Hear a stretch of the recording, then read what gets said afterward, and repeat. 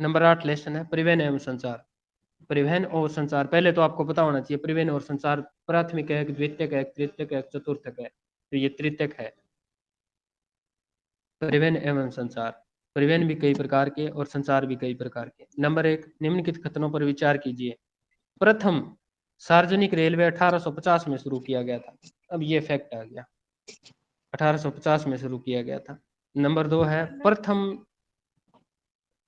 1800, 25 में हुआ था। इतना तो पता है कि ये ब्रिटेन में शुरू हुआ था प्रथम सार्वजनिक रेलवे।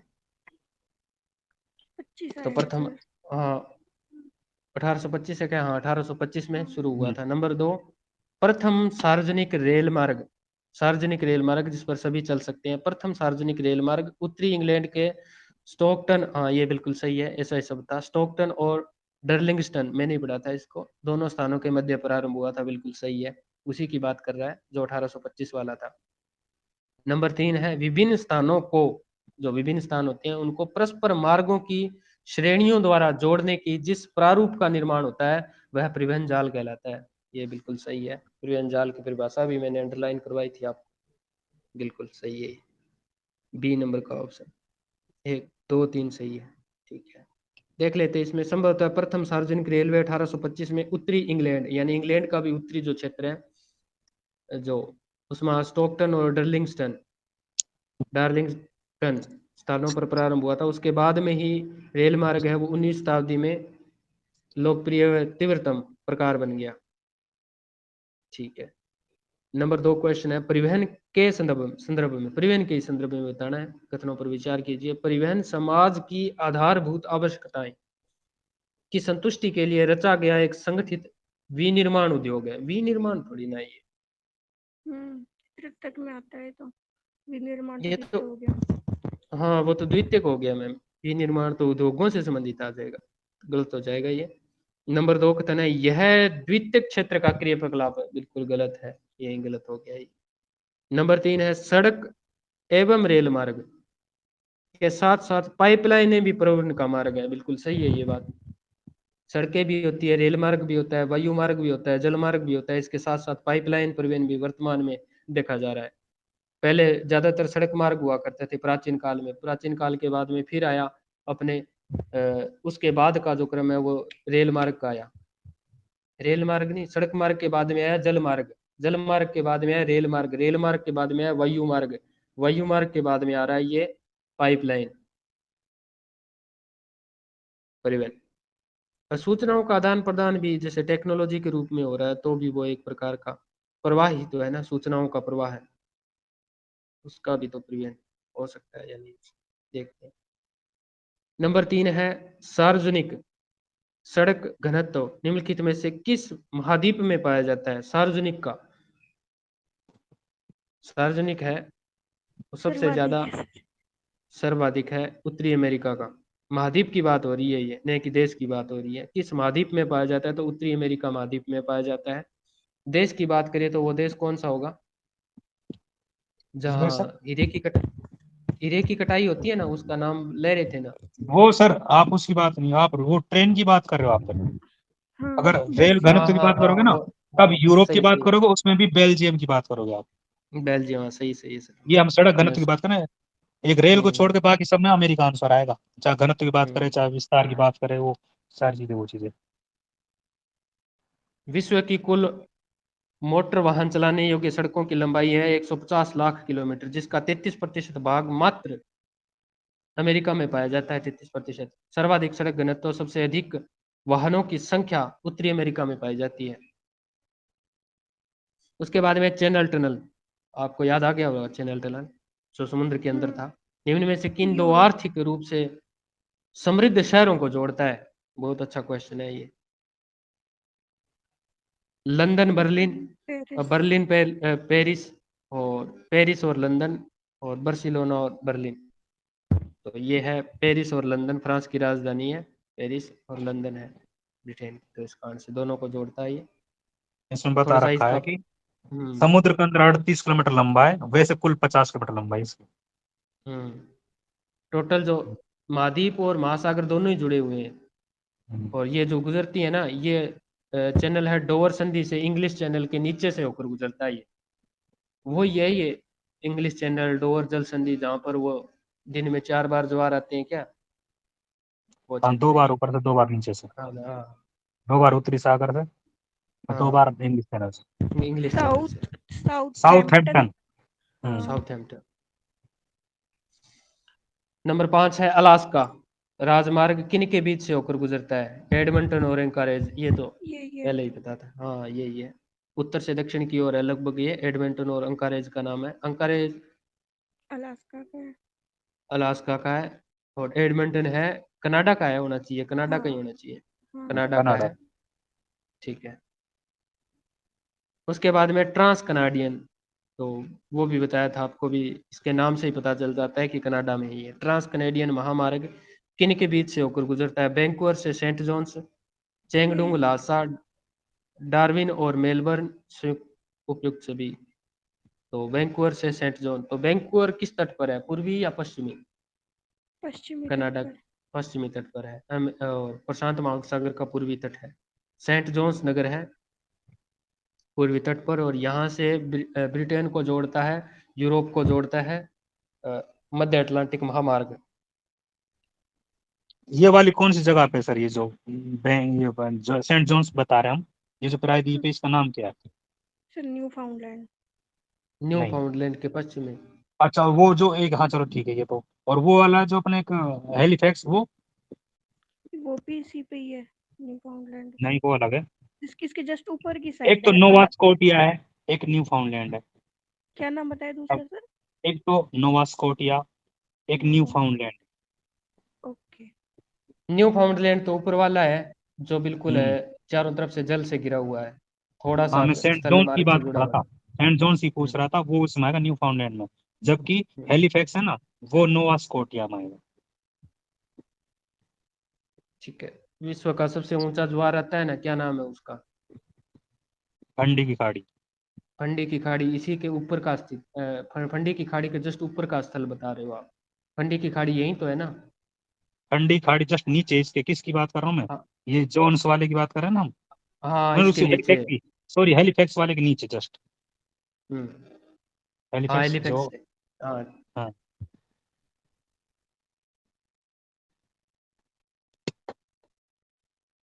थोड़ा सा इसमें पढ़ लेता हूँ मैं व्याख्या। ट्रांस कनाडियन महामार्ग है पश्चिमी तट से ब्रिटिश कोलंबिया, अब कोलंबिया, और वो भी ब्रिटिश कोलंबिया प्रांत से वैंकूवर के स्थान को पूर्व तट पर स्थित न्यू फाउंडलैंड प्रांत के सेंट जॉन्स नगर से जोड़ता है। ऑस्ट्रेलिया में डार्विन शहर को मेलबर्न से स्टुअर्ट महामार्ग जोड़ता है। रूस में यूराल वाला क्षेत्र है जिसको औद्योगिक मार्गों से अत्यधिक सघन जाल विकसित हुआ है, जिसको जिसको मास्को की धुरी कहते हैं, धुरी मास्को है। नंबर 7 क्वेश्चन है चेंगडुंग से लहासा, ये तिब्बत वाला जो क्षेत्र है ना, वहां का क्षेत्र है। चेंगडुंग को लहासा से जोड़ने वाला महामार्ग तिब्बत क्षेत्र में स्थित है, बिल्कुल सही है ये। नंबर 2 है अंतर्राष्ट्रीय सीमाओं के सहारे सारे जो सड़कें बनाई जाती है वो सीमावर्ती सड़कें कहलाती है। कथन बिल्कुल सही है, दोनों ही। नंबर 8 है ऑस्ट्रेलिया पार महाद्वीपीय रेल मार्ग के संदर्भ में, रेल मार्ग की बात हो रही है, नहीं कि सड़क मार्ग की। ऑस्ट्रेलिया पार महाद्वीपीय रेल मार्ग के संदर्भ में निम्न कथनों पर विचार कीजिए, क्योंकि रेल मार्ग के स्टेशन देखोगे तो वो अलग होंगे, और सड़क मार्ग के होंगे वो अलग होंगे, क्योंकि सड़क मार्ग इतने लंबे नहीं है।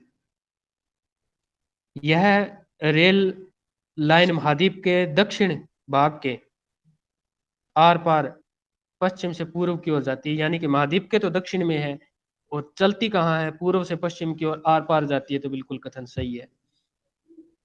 नंबर 2 है उत्तर दक्षिण कोई क्षेत्र है, उत्तर दक्षिण लाइन है एडिलेड और एलिस स्प्रिंग को जोड़ती है। ये इसकी 2-3 लाइनें बताई थी, वो याद तो नहीं है, फिर भी देख लेते हैं इसमें। सी नंबर ऑप्शन है, 1 और 2 दोनों सही है। हाँ थोड़ा इसको याद रखना भाई, ये ऑस्ट्रेलिया वाले ना, उसमें दो 2-3 शाखाएं बताई थी इसकी, उत्तर हाँ सर, दक्षिण ये की वो जो। है, and ऊपर डार्विन से ब्रिटुम होते हुए उसके जो एलिस स्प्रिंग नहीं होते नहीं नीचे नहीं नहीं सर, एडिलेड मार्ग। वो तो वो तो स्टुअर्ट वाला था, ये पश्चिम से आ रहा है। ये शायद पर्थ से आएगा, पर्थ से नहीं, एडिलेड ये और वाला फिर नहीं, बड़े एडिलेड वाले की से नहीं बात कर रहा है, सेकंड वाली लाइन है जो सेकंड वाली लाइन की बात कर रहा हूँ मैं सेकंड। आपसे। उत्तर से जो अच्छा। दक्षिण है। हम्म भाई पर्थ से सिडनी तो वो हो गई, जो आपने पहली वाली लाइन हम्म पढ़ दी कि रेल लाइन हम्म दक्षिण भाग आर पार जो कर रहा है उसको पूर्व से पश्चिम उस तरीके से, वो तो हो गया हम्म कौन सा, पर्थ से सिडनी वाला, स्टुअर्ट हम्म जिसकी आप बात कर रहे हो। लेकिन जो दूसरी लाइन है ना, वो उत्तर से दक्षिण लाइन, वो जो हम बढ़ते हैं डार्विन डार्विन ब्रिटुम बोलते हैं उसको वैसे तो, लेकिन ऊपर डार्विन से लेकर नीचे कहाँ, हम जो एडिलेड, ये यहाँ तक आती है, बीच में एलिस स्प्रिंग आता एडिलेड। है, उसको होते हुए आती है। जी। 9 नंबर क्वेश्चन है, पार महाद्वीपीय रेल मार्ग। पार महाद्वीपीय रेल मार्ग कौन सा है? इसके बारे में तो नहीं पता चल रहा है अभी, नाम से पता नहीं चल रहा है अभी कहाँ का है, फिर भी देखते हैं। संदर्भ में निम्न में से कथनों पर विचार कीजिए। पार महाद्वीपीय रेल मार्ग पूरे महाद्वीप से गुजरते हैं तथा दोनों छोरों को जोड़ते हैं, बिल्कुल सही है, पार महाद्वीपीय। पार कनेडियन रेल मार्ग है, वो दुनिया का सबसे लंबा पार महाद्वीपीय रेल मार्ग है। नहीं, साइबेरियन नहीं था क्या? हाँ साइबेरियन। साइबेरियन ही था। उसके बाद में पार कनेडियन रेल मार्ग है, कनाडा जो रेल मार्ग है, पूर्व में हेलिफैक्स से शुरू होकर पश्चिम के प्रांत वैंकूवर तक जाता है, बिल्कुल सही है ये कथन।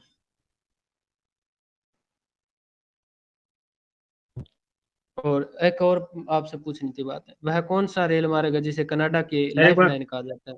दोबारा आर्थिक पढ़ना, गंभीर। यही है। तीसरे पार वाला ऑप्शन कनाडा। दोबारा पढ़ना। तीसरा है पार कनेडियन, है ना, कनाडा में जो चलता है रेल मार्ग, कनाडा के पूर्व में हेलिफैक्स है, हम्म, हेलिफैक्स से शुरू होकर पश्चिम का एक प्रांत है, तट पर हम्म। वैंकूवर तक जाता है। वो जो सर सड़क वाला है, वो कहाँ से कहाँ जाता है? वो सेंट ये जॉन से स्टार्ट होता है। सेंट जॉन से। सेंट जॉन से वैंकूवर। वैंकूवर तक। हाँ, ये ध्यान रखना बस, अगर सड़क में और ट्रेन में वाला है ना, थोड़ा सा हम्म कोई गलती से ऐसा ऑप्शन डाल दे वहां पर। जी। ठीक है, बाकी तो इसकी लंबाई वगैरह इसमें दी हुई है, बाकी एनसीईआरटी में भी दी हुई है, सेम टू सेम वही है बस लाइन है। नंबर 10 क्वेश्चन है, निम्नलिखित कथनों पर विचार कीजिए। प्रशांत रेल मार्ग है ना, प्रशांत रेल मार्ग अटलांटिक, प्रशांत रेल मार्ग अटलांटिक तट पर स्थित न्यूयॉर्क को प्रशांत तट पर सैन फ्रांसिस्को से मिलाता है। प्रशांत ये वो रेल मार्ग अटलांटिक पैसिफिक, यूएसए वाला है ना। हाँ हम्म, सही पैसिफिक है। वाला। हम्म, न्यूयॉर्क, न्यूयॉर्क जो शहर है ना पूर्व की तरफ है, प्रशांत तट तथा मेक्सिको को, सैन फ्रांसिस्को को मिलाता है। एक और हम्म, कथन आता है मेरे ना जब पढ़ा रहा था ना तब भी आई थी बात है, अमेरिका की दो राजधानियां हैं, एक तो पूर्व में हम्म। स्थित है, एक पश्चिम में स्थित है, वो नहीं याद आ रहा है मेरे को भी कौन कौन सी वो राजधानी है। कई बार वो होता है, कई बार वो होता है, जैसे शरद ऋतु में और ग्रीष्म ऋतु में अलग सर अलग होता है दक्षिण उनका मुख्य। अफ्रीका की तो पढ़ी, एक प्रशासनिक प्रिस्टोरिया और एक दूसरी है। अमेरिका नहीं, की तो कभी अमेरिका, नहीं पढ़ी। अमेरिका की है, अमेरिका के दोनों तरफ विकास विकसित राष्ट्र है। विकसित मतलब अमेरिका महाद्वीप के दोनों तरफ है ना, वो विकसित देश, विकसित जो शहर है ना वो है, बड़े बड़े हम्म, शहर है। तो पूर्वी तट का एक अलग है उसकी राजधानी, और पश्चिमी तट की अलग है, क्योंकि पूर्व और पश्चिम में दोनों को जोड़ने के लिए ना बीच में बहुत लंबा एक मैदानी क्षेत्र है, और परंतु बड़े बड़े शहर है वो या तो पूर्वी तट पर है या पश्चिमी तट पर है। ये अब अमेरिका इसमें के सर वो क्या जो, ये भी कंडीशन है, जैसे वित्तीय हम्म, राजधानी अलग बोलते हैं, न्यूयॉर्क को बोलते हैं हाँ जैसे हाँ वाशिंगटन डी, और वाशिंगटन डीसी है हाँ उसको तो भाई उसकी बोलते हैं मुख्य राजधानी जो, उस तरीके से हाँ, तो होगा ऐसा यार। ही था सर। लेकिन पश्चिम पे नहीं है सर, फिर वो फिर न्यूयॉर्क की है, वो तो दोनों पूर्व की तट पे है, वाशिंगटन डीसी और ये भी न्यूयॉर्क भी, ये दोनों पूर्व। लेकिन हाँ पश्चिम। ये है कि वित्तीय जो राजधानी है ना, उसको तो न्यूयॉर्क बोलते हैं, जो हम्म वाशिंगटन डीसी है इसकी खुद की राजधानी है मैन। अच्छा। हाँ तो सर ये लिखित में थोड़ी ना होगा, वो तो बोलने के लिए होता होगा हाँ वो वैसे न्यूयॉर्क है तो। वो। हाँ लिखित तो एक ही है, नहीं तो कभी हाँ ऑप्शन में तो वही है, आता लेकिन तो सही। वैसे बोल देते हैं कि अगर वित्तीय राजधानी का आधार उसको दे रखा है वहाँ की हम्म, कंडीशन के हिसाब से ना, तो वो अलग चीज है, क्योंकि काम वहाँ पर अलग अलग होते हैं उनके उस तरीके से। अभी वो डोनाल्ड ट्रंप का चुनाव था ना, तो उसने एलन मस्क ने अपना जो कार्यालय था ना वो चेंज किया है, चेंज किया है ना, तो वहाँ पर वो थोड़ा से एक हॉटस्पॉट था, केंद्र सा था, उसमें कुछ हम्म, बातें चल रही थी तो वो याद नहीं आया हमें। बाकी तो क्वेश्चन से संबंधित है। अब आके वृहद ट्रंक मार्ग, आपको भी बताया था एक ही है विश्व में, वृहद ट्रंक मार्ग निम्न में थे किस समुद्री महामार्ग को कहा जाता है? समुद्री मार्ग को कहा जाता है उत्तरी अटलांटिक समुद्री मार्ग, भूमध्य सागरीय हिंद महासागरीय समुद्री मार्ग, उत्तरी प्रशांत समुद्री मार्ग और दक्षिणी प्रशांत, तो ये ही रहेगा उत्तरी अटलांटिक समुद्री महामार्ग या समुद्री मार्ग। वृहद ट्रंक मार्ग एक ही है विश्व का, ये सबसे ज्यादा व्यापार होता है इसमें। कितना होता है? विश्व का 1/4 विदेशी व्यापार होता है इस मार्ग के द्वारा, 1/4। और विश्व का व्यस्तम है ये महामार्ग, और दोनों ही तरफ विकसित राष्ट्रों को जोड़ता है। ये बहुत महत्वपूर्ण कथन है, क्वेश्चन आया हुआ है। विकसित राष्ट्रों को जोड़ता है, अर्ध विकसित राष्ट्रों को जोड़ता है, विकसित और विकासशील को जोड़ता है। ऐसे एक तरफ यूरोप है, एक तरफ अमेरिका और कनाडा है, तो दोनों ही तरफ विकसित ही है। उसके बाद में 12 नंबर क्वेश्चन, भूमध्य सागर, भूमध्य सागर हिंद महासागर, हिंद महासागरीय समुद्री मार्ग के संदर्भ में निम्नलिखित कथनों पर विचार कीजिए। नंबर 1, यह अन्य समुद्री मार्गों की अपेक्षा अधिक देशों की सेवाएं प्रदान करता है। यह मार्ग है ना, समुद्री मार्ग अन्य समुद्री मार्गों की अपेक्षा अधिक देशों को सेवाएं प्रदान करता है, ठीक है। सही उसके है। बाद में पोर्ट शहीद है, मुंबई है और सिंगापुर पतन है, इस मार्ग के संदर्भ में। पोर्ट शहीद तो है, उत्तरी है, मुंबई भी आ जाता है भारत का, और सिंगापुर है, ये भी आ जाता है। तो ये तो थोड़ा सा तथ्य देखते हैं इसमें, सिंगापुर तक पहुंचता है या नहीं पहुंचता है। नंबर 3 है, यह औद्योगिक पश्चिमी यूरोपीय देश को या पश्चिमी यूरोपीय प्रदेश को पश्चिमी अफ्रीका व दक्षिणी अफ्रीका, दक्षिणी पूर्वी एशिया और ऑस्ट्रेलिया व न्यूजीलैंड की वाणिज्य तथा पशुपालन आधारित अर्थव्यवस्थाओं से जोड़ता है।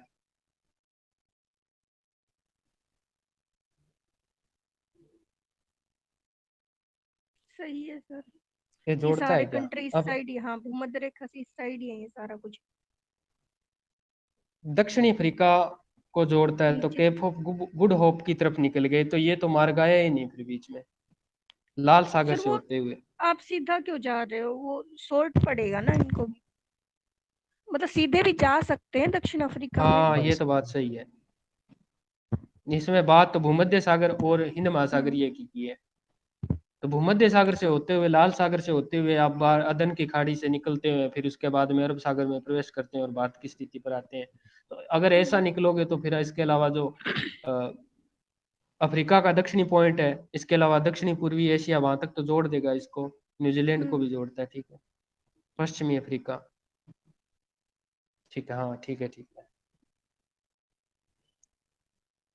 इनको जोड़ता है। दूसरे वाला कथन समझ में नहीं आया, ये कथन सही है क्या आता है ना दूसरे सर, वाला? सिंगापुर बिल्कुल आता है सर, पोर्ट कोलंबो शहीद सर, सिंगापुर, ये सही पे ये एक तो पोर्ट शहीद पढ़ा था हमने, और एक वो पढ़ा हम्म था क्या नाम, स्वेज अदन की खुद के नाम खाड़ी। से था जो, वो दोनों पढ़ा था। पोर्ट शहीद तो ऊपर की तरफ था, और जो खुद के नाम से था स्वेज के नाम से, स्वेज। वो नीचे था। तो उस हिसाब से क्रम पूछा है, तो भाई पोर्ट शहीद और हम्म फिर मुंबई फिर सिंगापुर, इस तरीके से पतन आते हैं कि नहीं आते, मार्ग में आते हैं, इस तरीके से पूछ रहा है। तो ठीक है सर। नेक्स्ट क्वेश्चन है, उत्तरमाशा अंतरीप समुद्री मार्ग के संदर्भ में कौन सा एक कथन सही नहीं है?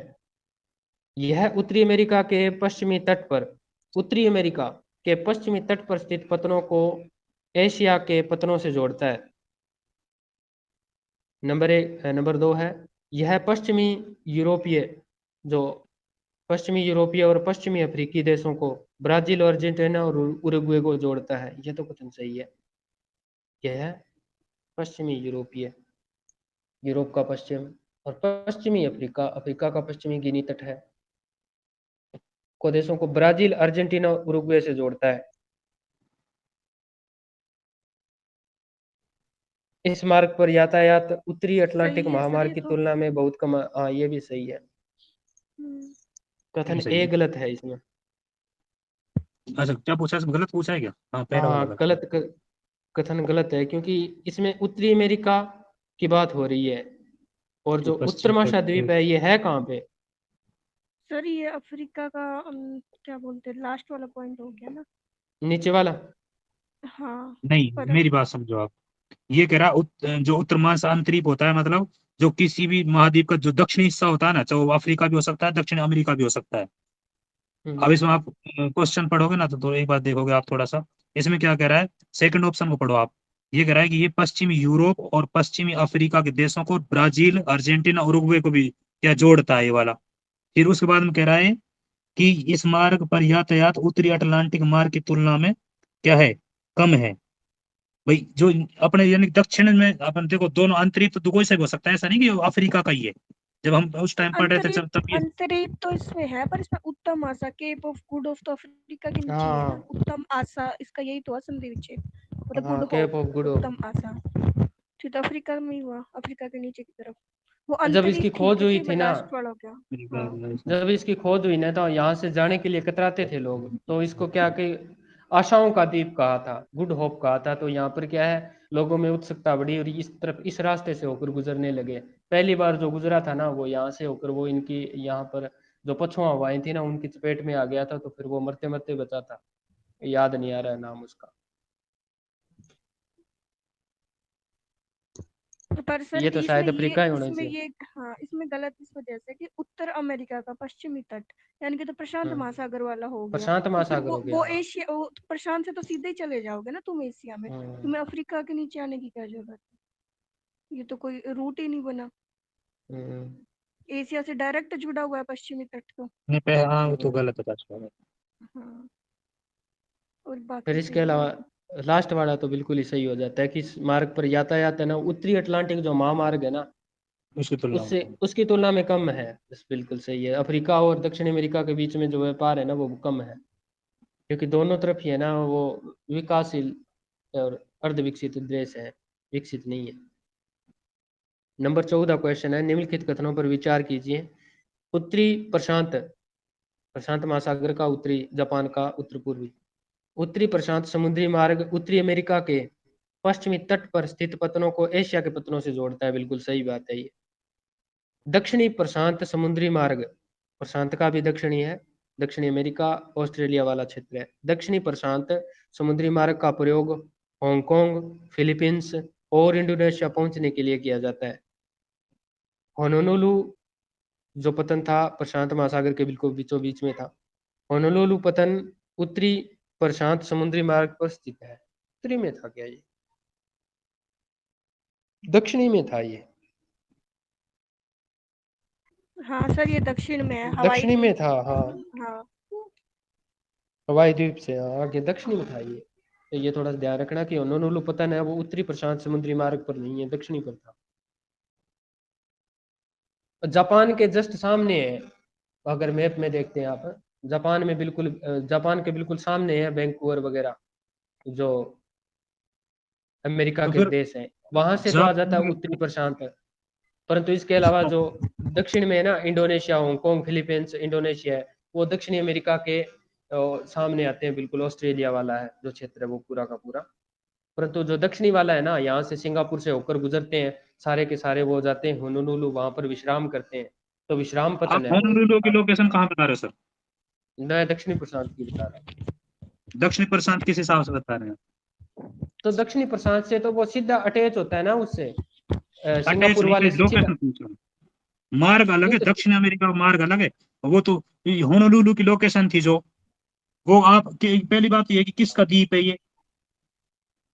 हम वो पढ़ रहे थे, द्वीप किसका है ये, हवाई द्वीप का बता रहे थे ना जब उस टाइम पढ़ रहे थे। नहीं नहीं, हम तो ये कह रहे थे कि उत्तर में तो हवाई द्वीप पड़ता है ना, होनोलुलु तो दक्षिण में है। अच्छा, होनोलुलु दक्षिण में है। हाँ, हम्म, एनसीईआरटी में लिखा हुआ है ना सर ये तो। एनसीईआरटी में दे रखा है ना, सिंगापुर से सीधी मार्ग दिखा रखा है वहां पे। सिंगापुर से सीधा अगर मार्ग दिखा रखा है, तो सिंगापुर कहाँ पे दक्षिण है? में तो नहीं है मेरे सिंगापुर, हिसाब से, दक्षिण में डायरेक्शन लोकेशन में देख लेते थोड़ा सा। एक तो सर आपको मार्ग दिखाया जाए जापान से अमेरिका की तरफ, नहीं, मैं आपसे तो ये पूछ रहा हूँ, जैसे मेरी बात समझो आप। मैं आपसे ये कह रहा हूँ कि उत्तरी प्रशांत में या दक्षिणी प्रशांत में, ये पूछ रहा हूँ मैं आपसे। होनोलुलु, मैं आपसे वो नहीं पूछ रहा, मार्ग नहीं पूछ रहा, मैं तो पूछ रहा हूँ होनोलुलु है वो उत्तरी प्रशांत में है दक्षिणी में है? इसकी एग्जैक्ट लोकेशन तो पता नहीं है, परंतु मुझे इतना जरूर पता है कि सिंगापुर से सीधी रेल, हाँ, वो क्या है, वो तो सीधी तो, आप प्रशांत महासागर कहीं घुमा लो सर ये उसको सीधा। बीच में, सर ये तो ऐसे बीच नहीं में ही नहीं, पड़ता है ना, प्रशांत के बीच में पड़ता आप है, इसको प्रशांत का ऐसे चौराहा भी कैसे कर कहते रहे हैं। हो, ऐसे क्या कर रहे हो आप ऐसे कैसे सीधी किसी लाइन को कैसे जोड़ सकते हो? आप सिंगापुर को सीधा बैंकोर से कैसे जोड़ सकते हो? मतलब मेरी बात समझो आप, अब होनोलुलु से आप कहाँ नहीं जा सकते, बता दो मुझे। अरे होनोलुलु तो से जा सकते हैं, परंतु वो मैं तो ये कह रहा हूँ कि सिंगापुर से सीधी जो है ना जो जलमार्ग है वो होनोलुलु से जुड़ा हुआ है, जापान होनोलुलु से नहीं जुड़ा हुआ है। परंतु जापान उससे जुड़ा हुआ है, बैंकुवर से जुड़ा हुआ है। तो बैंकुवर तो कितना रह गया ऊपर, होनोलुलु सीधा क्यों नहीं जुड़ा हुआ? क्योंकि वहां पर जुड़ने के लिए होनोलुलु से सिंगापुर बैंकुवर की तरफ जा रहा है मार्ग, मध्य अमेरिका की तरफ जा रहा है, पनामा की तरफ जा रहा है, दक्षिणी अमेरिका की तरफ जा रहा है, की तरफ जा रहा है, वो जा रहा है होनोलुलु से सारे के सारे मार्ग। परंतु होनोलुलु से मुख्य मार्ग कौन सा जुड़ा हुआ? मुख्य मार्ग जुड़ा हुआ सिंगापुर। सिंगापुर, और सिंगापुर है कहाँ पे? सिंगापुर है ऑस्ट्रेलिया के उत्तर उत्तर पश्चिम की तरफ है। एक तो वहां का क्षेत्र है, उसके बाद में ऊपर है फिलीपींस है, फिलीपींस से दक्षिणी चीन सागर है, दक्षिणी चीन सागर से ऊपर जापान है, जापान का उत्तरी छोर है, और रूस का भी क्षेत्र है, तो वो सीधा उससे उत्तरी अमेरिका से जुड़े हुए हैं। तो यही तो कह रहा है ना तीसरा कथन कि होनोलुलु पतन है ना, तो उत्तरी प्रशांत मार्ग पर स्थित है। तो मैं इसके मार्ग द्वारा, चलो कोई बात इसके नहीं द्वारा चलो। क्या है, इसके द्वारा तो ये लाइन गलत है फिर ये। नहीं, मार्ग अलग चीज, मैं सिर्फ लोकेशन पूछ रहा था, मैं ये नहीं कह रहा था आपसे। वो तो आप, मैं ये पूछ रहा था कि उत्तरी प्रशांत में है दक्षिणी प्रशांत में, लोकेशन पूछ रहा था। अब इसकी वो तो क्या है सर सर ये देखो, एग्जैक्ट वो पता बीच नहीं। में आता है, इसको चौराहा वो बोलते हैं ना। बीच का मतलब चौराहा नहीं, तो मतलब शांत मेरी बात, महासागर में। नहीं उत्तर और दक्षिण की बात वैसे पूछा। चलो आप पढ़ लो, कोई दिक्कत नहीं, आगे करो, आप थोड़ा कंटिन्यू करो। आपकी बात समझ गया मैं। आप कह रहे हो कि भूमध्य सागर से भूमध्य रेखा से ऊपर है या नीचे की तरफ है? हाँ मतलब ऐसी अपन भूमध्य रेखा से ही तो ऊपर नीचे करेंगे अपन इसको, होनोलुलु को भाई उत्तरी प्रशांत में है या दक्षिणी में। जैसे अपन चका कोई खाई पड़े, अब मान लिया आप जैसे चैलेंजर खाई पढ़ते हैं, अब आप बताओ मुझे उत्तर में है दक्षिण में है, उत्तरी प्रशांत में दक्षिणी में है? वहां वो तो जो वो आप उत्तरी पूछ में रहे आ हो जाए। ना, हाँ इसका वो उत्तरी जो में आ जाएगा। पूछने का, इसका हाँ पूछने मैं का जो फिर, जी, इसका पूछने का जो टर्म है ना, वो ये नहीं कहना चाहता कि प्रशांत का उत्तरी में स्थित है। ये ये नहीं कहना कह चाहता रहा है मैं, कि मेरी बात नहीं समझे। मैं इसके में कुछ नहीं, मैं तो वैसे ही पूछ रहा था आप लोगों से कि बस ये मैं पूछ समझ रहा था कि गया। इसकी लोकेशन एग्जैक्ट वैसे आपको पता है कि बस, और कुछ नहीं, आप चलने दो, कोई ऐसे दिक्कत तो नहीं, नहीं, कंटिन्यू। ऐसे ऐसे तो ठीक नहीं है, पता है सर, वो ओके थोड़ा ओके मैप ओके, में देखना। ठीक ठीक। देख लेते हैं इसमें थोड़ा सा, इसका व्याख्या पढ़ लेते हैं कि उत्तरी प्रशांत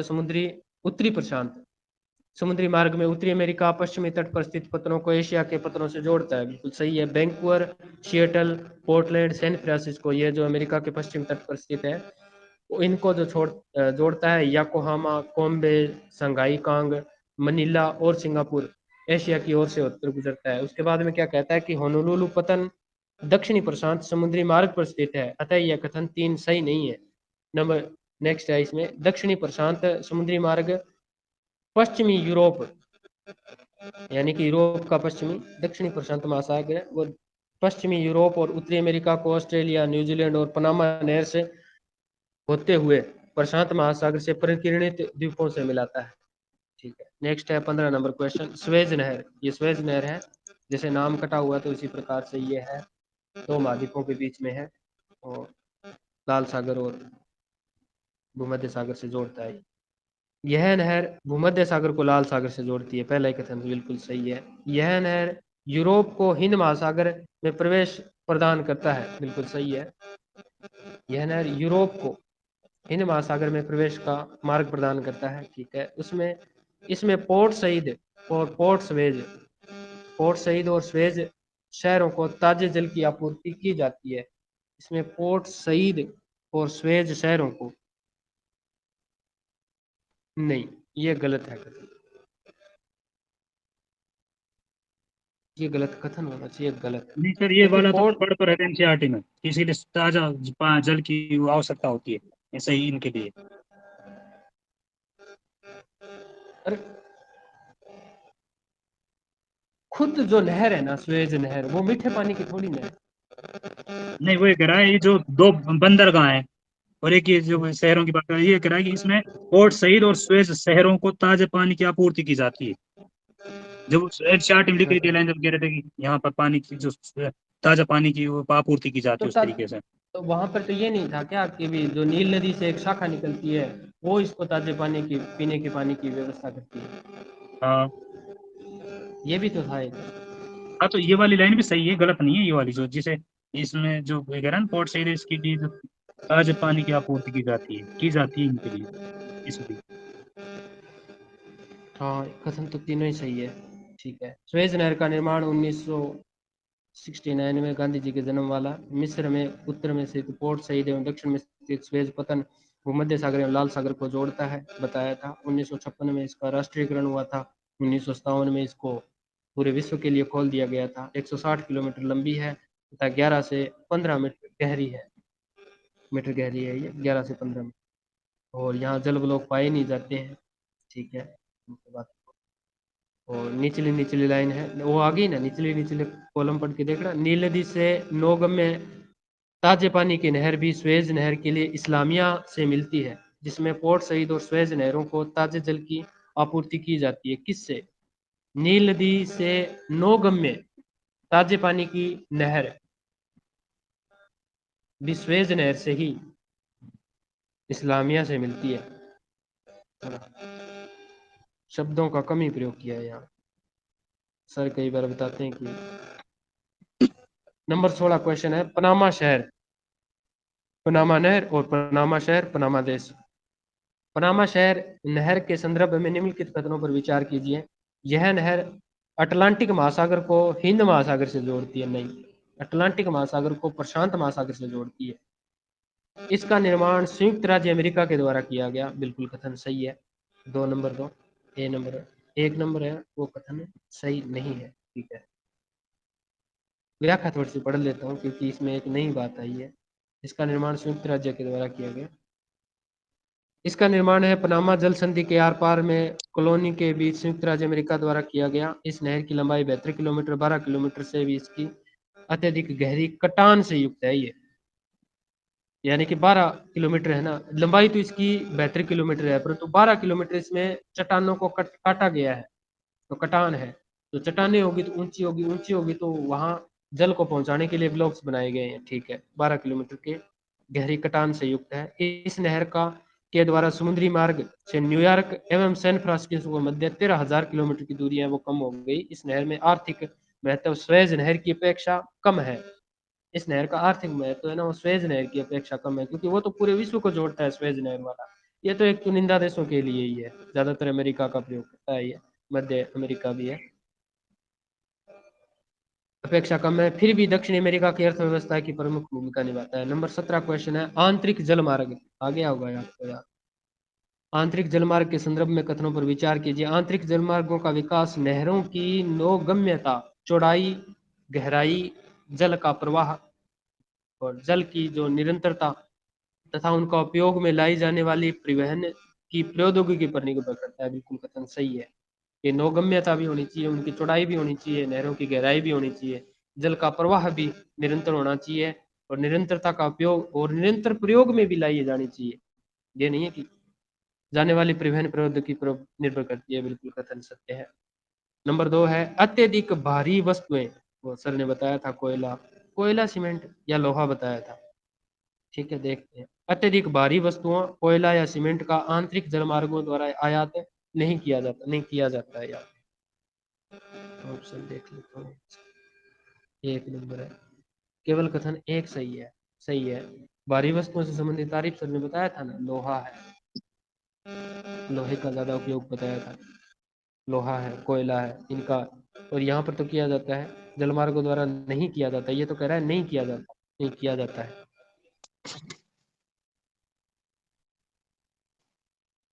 उसके बाद में 18 है, राइन जलमार्ग, सबसे महत्वपूर्ण है राइन मार्ग। राइन जलमार्ग के संदर्भ में विचार कीजिए। राइन जलमार्ग जर्मनी इटली से प्रवाहित होती है। जर्मनी से होती है, इटली से तो नहीं है, इतना तो पता है। जर्मनी से तो होती है।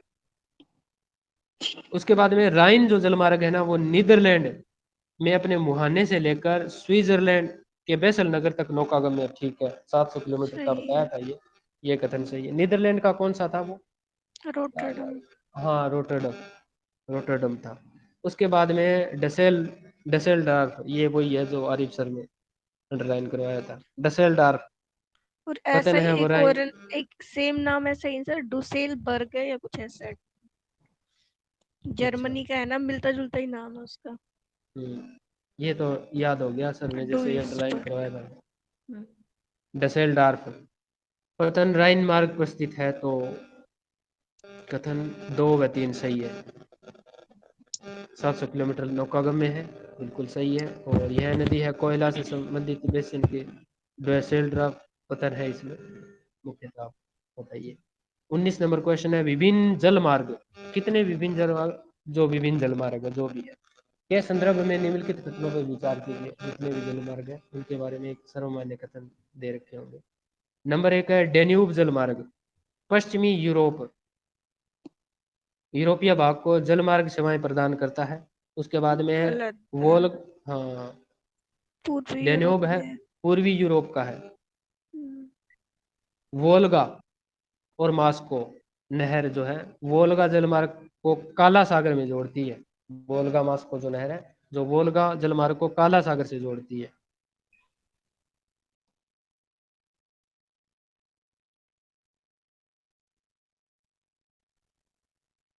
दोनों ही कथन सही नहीं है।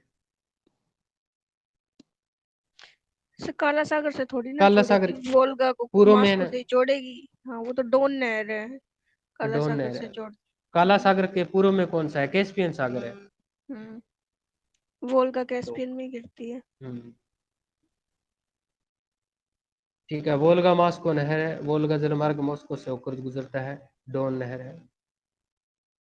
ये थोड़ी सी इसकी लंबाई वो उस समय भी थी, अभी भी है। ये वोल्गा रूस का सर्वाधिक महत्वपूर्ण जलमार्ग है। इसकी लंबाई है 11,200 किलोमीटर की।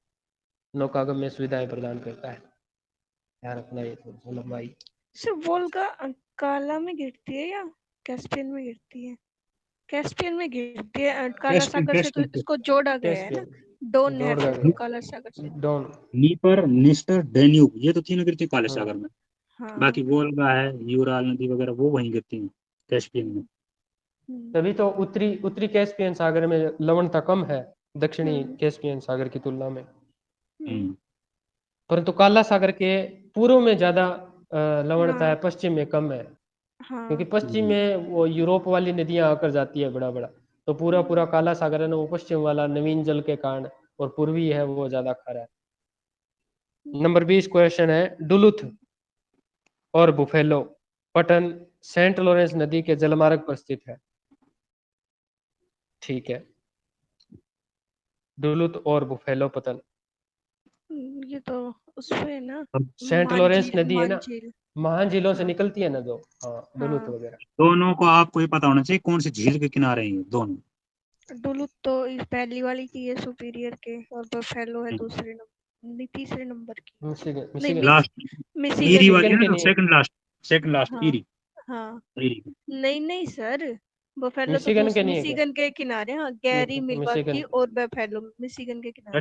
एक बार दोबारा देखना आप लोकेशन। डुलुथ और जो बुफेलो आप पतन। बात कर रहे हो ना मिशिगन पे, मिशिगन बताओ कौन कौन से हैं।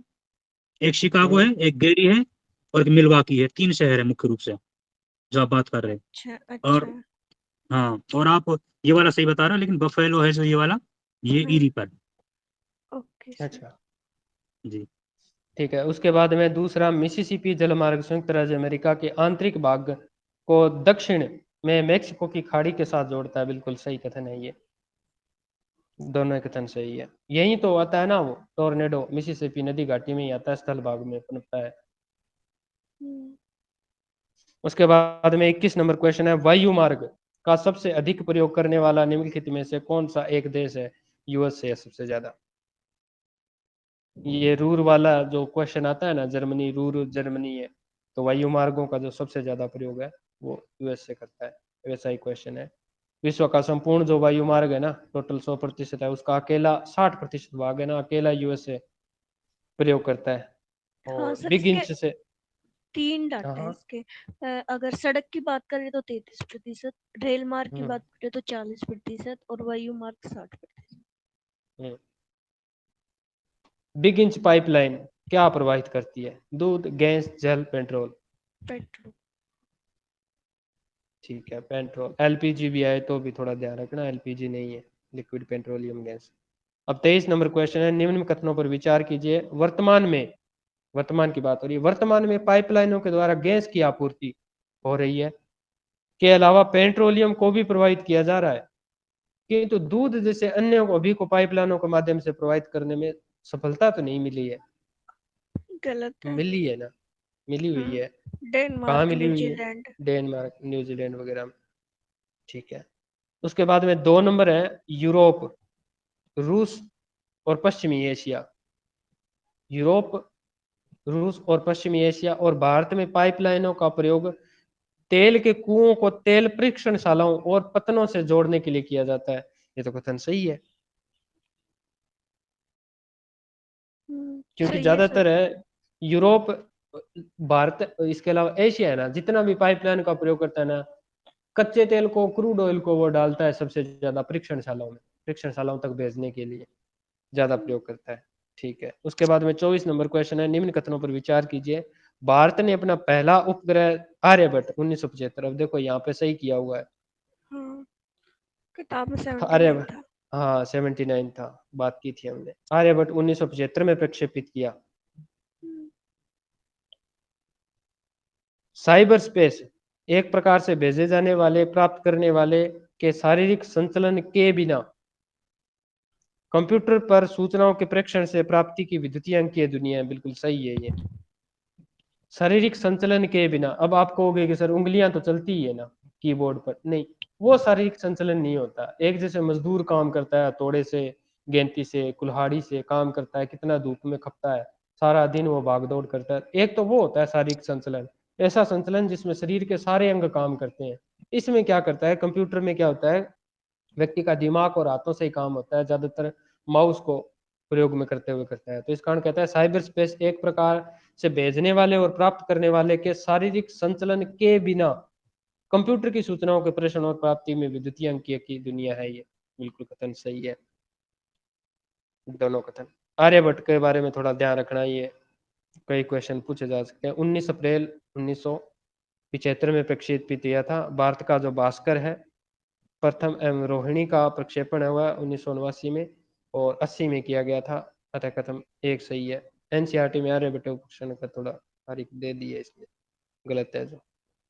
उसके बाद में अंतरराष्ट्रीय व्यापार, थोड़ा सा खींच के रखना। अब दो चैप्टर बचने सर, ऐसा लगे कल ना कर लें क्या? कल कर क्योंकि ये लेते हैं, लगभग कोई बड़ी बात नहीं। कल कर लेंगे, क्योंकि 27 28 को 30 लगभग बढ़ेंगे ये दोनों के ना। फिर कोई चीज रहेगी तो कल कर लें पूरी, क्योंकि अपने भागे जा नहीं रहे, एक दिन लेट हो जाएगी अपनी नेक्स्ट बुक ना तरीके से सही कर। है, बिल्कुल सही। क्योंकि भी वैसे 11 बज चुके हैं, 12 बज जाएंगे, फिर क्या है, घर के अलग अलग कंडीशन होती है, तो इस वजह से कल कर लेंगे आराम से, कोई दिक्कत नहीं है सर, एक दिन कुछ नहीं ठीक होगा। है, सही है सर। फिर हाँ अगला क्योंकि दिन अब शुरू हो जाएगा, फिर आरिफ सर इस दिन तो सो नहीं पाएंगे।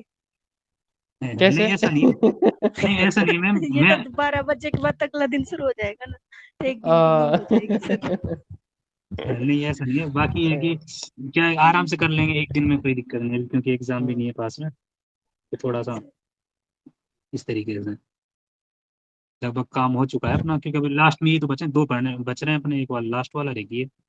पर सर ये अपन ने एनसीईआरटी पढ़ ली नहीं, सच में ये क्वेश्चन बिना एनसीईआरटी के दिमाग ही हाँ नहीं हाँ। नहीं हो अब तो मेरी विलवाक की डुलुथ थे, सारे के सारे कम से कम याद तो रहे हैं, हाँ याद प्राथमिक और हाँ द्वितीयक तृतीयक व्यवसाय हैं। अब जैसे ही नाम आता है बिगिंस का आता है, तो पहले मैं तो रियल की बात बताऊं, हाँ मैं तो एक ऐसा भी समय गुजरा है कि मुझे तो इस बिगिंस का नाम ही पता ही नहीं था। फिर वो नहीं होता। कुछ एक नोट्सों में पहली बार पढ़ा, फिर कुछ दिन मैंने अपने हाथ पर लिख के रखा नाम, बिगिंस बिगिंस बिगिंस। फिर बड़ी इंच छोटा इंच बड़ा इंच ऐसे करके याद रखा।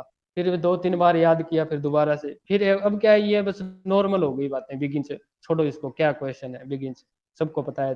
तेल परिवहन के लिए उत्तर से दक्षिण की ओर अमेरिका के नदियों के प्रवाह मार्ग में उत्तर से दक्षिण की ओर जोड़ती है, महान झीलों को जोड़ती है। और अब सर कुछ एक चीजें ना व्यवहार में हो गई।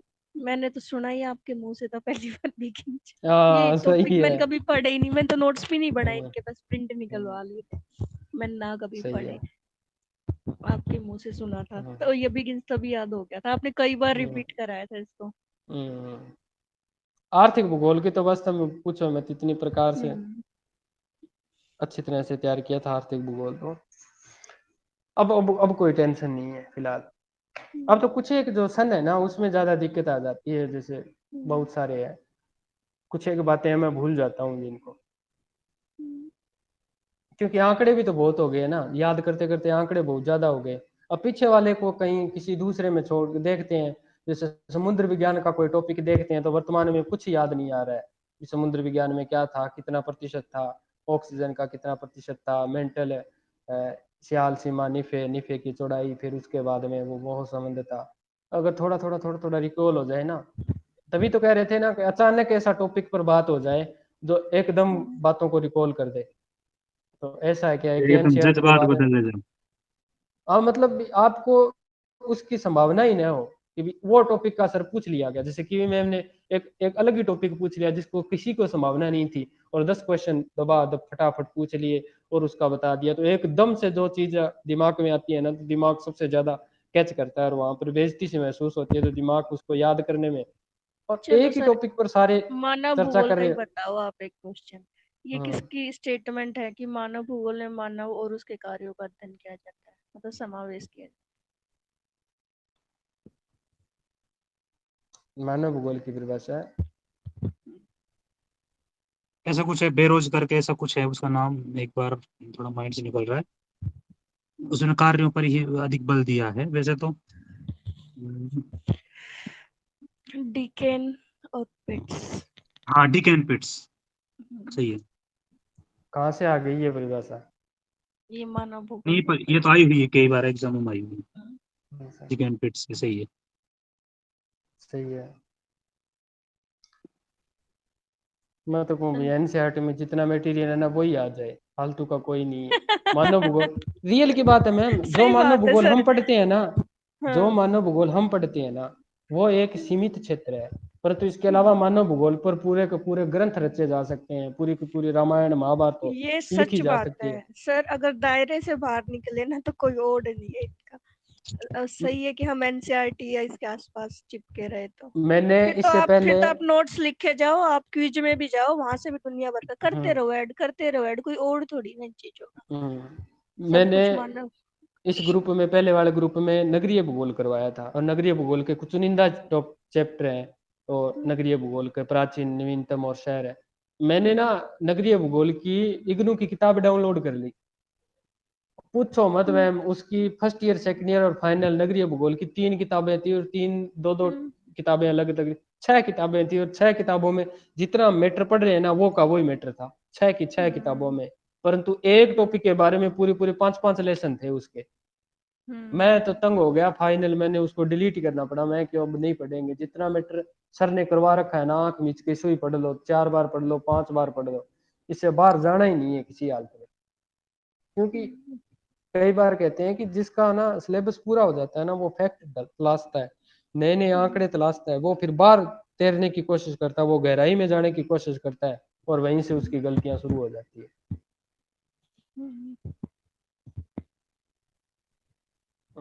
बहुत बड़ा है सर एग्जैक्ट, अपना बहुत सिलेबस, बड़ा है। इसी में कितना ही तैर लो। सेकंड हाँ, में तैरना आ गया तो और थोड़ा फर्स्ट में चले जाओ, उधर तैर लो, खूब है, हमसे तो सिमट ना रहा।